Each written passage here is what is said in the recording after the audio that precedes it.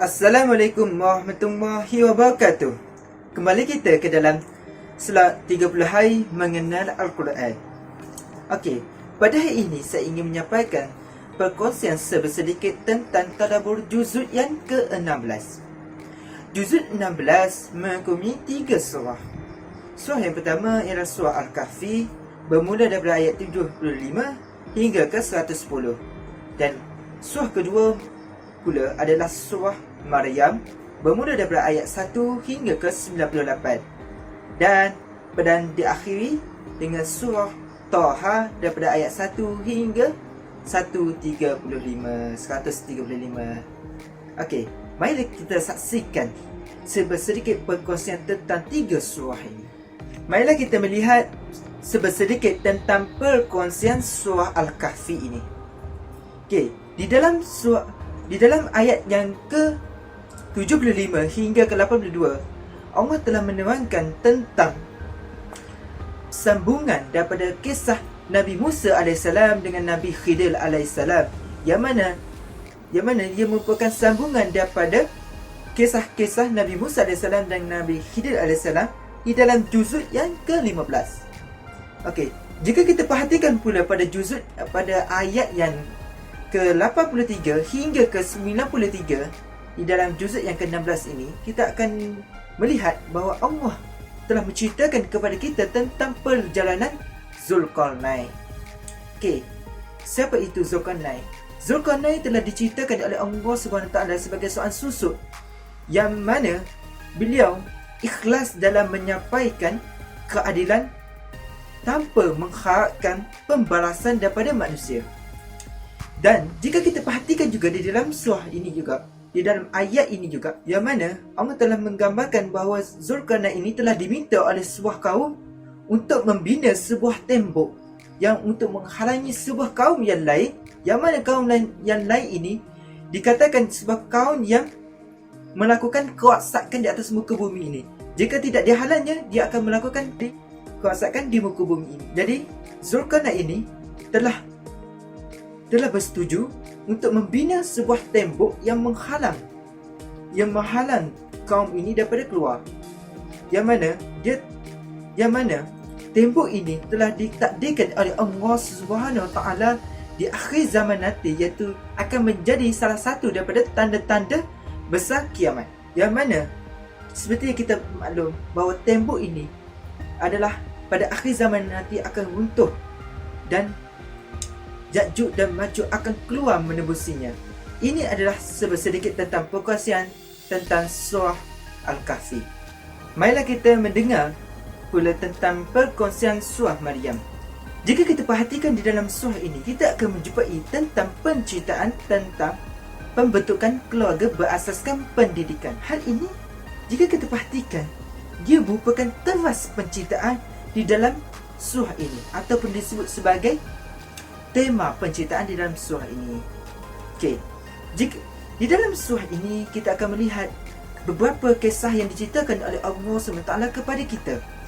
Antaranya ialah yang pertama, tentang kisah Nabi Zakaria AS dengan anaknya, yang mana Nabi Zakaria AS pada asalnya tidak memiliki zuriat, tetapi baginda telah memohon kepada Allah untuk dikurniakan zuriat kepada baginda. Tapi sebab apakah Nabi Zakaria AS memohon kepada Allah SWT untuk memiliki zuriat? Sebenarnya Nabi Zakaria AS merisaukan tentang siapakah yang akan mengajarkan Taurat kepada Bani Israel jika tidak ada penerus daripada beliau. Okey, ini adalah sedikit tentang kisah Nabi Zakaria dengan anaknya. Dan kita perhati pula pada kisah Maryam dengan anaknya Nabi Isa AS, yang mana merupakan Nabi terakhir daripada kalangan Bani Israel. Di dalam kisah ini, kita akan perhatikan bahawa telah diceritakan oleh Allah SWT telah dihadirkan dan diuji Maryam ini dengan kehadiran seorang pemuda yang sangat tampan, yang mana pemuda ini merupakan malaikat yang menyerupai manusia. Yang mana Maryam ni telah mengungkapkan sebuah kata-kata yang mungkin sukar untuk diucapkan ataupun diungkapkan oleh wanita-wanita dan perempuan-perempuan pada zaman sekarang jika ditandingi oleh seorang lelaki yang cukup tampan. Yang mana, apakah ungkapannya? Yang mana dia mengatakan bahawa jika kamu adalah seorang yang bertakwa, maka jauhilah diriku, kerana aku berlindung daripada kamu dengan Al-Rahman. Inilah sebuah ungkapan yang diucapkan oleh Maryam kepada pemuda itu. Dan kita perhatikan pula, dan dari kisah ini kita akan dapat menilai ataupun memerhatikan bahawa bagaimana eloknya ilmu dan pengajaran yang telah diajarkan oleh bonda Maryam kepada Maryam. Okey, ini adalah tentang kisah Maryam dengan anaknya Nabi Isa AS. Dan kita pula perhatikan pada kisah yang mana kisah Nabi Ibrahim dengan ayahnya, yang mana Nabi Ibrahim AS telah berdakwah kepada ayahnya, yang mana ayahnya ini telah menyembah berhala. Tapi bukan setakat itu saja, ayahnya juga bahkan membina berhala itu. Ini adalah tentang perkisahan Nabi Ibrahim dengan ayahnya.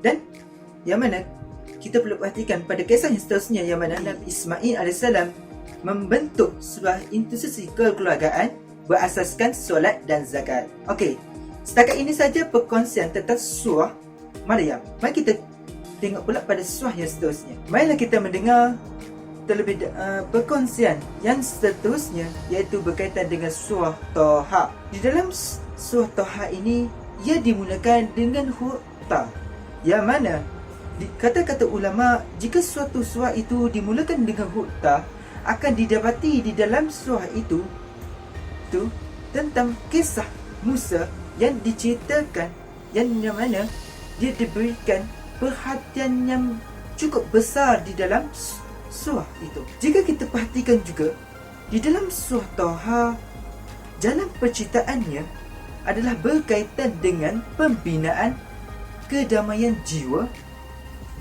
dengan Al-Quran. Jadi, berasaskan ini, kita juga mengetahui bahawa surah ini mempunyai kaitan dengan beberapa kisah. Antaranya kisah itu, yang pertama adalah tentang penislaman Umar Al-Khattab, yang mana dengan surah Taha ini berjaya melembutkan hati Umar Al-Khattab untuk memeluk Islam, yang mana sebelumnya dia begitu keras sekali untuk mengajak orang untuk meninggalkan Islam. Dan akhirnya apabila beliau mendengar tentang surah ini, alunan surah ini, hati beliau lembut dan memeluk Islam.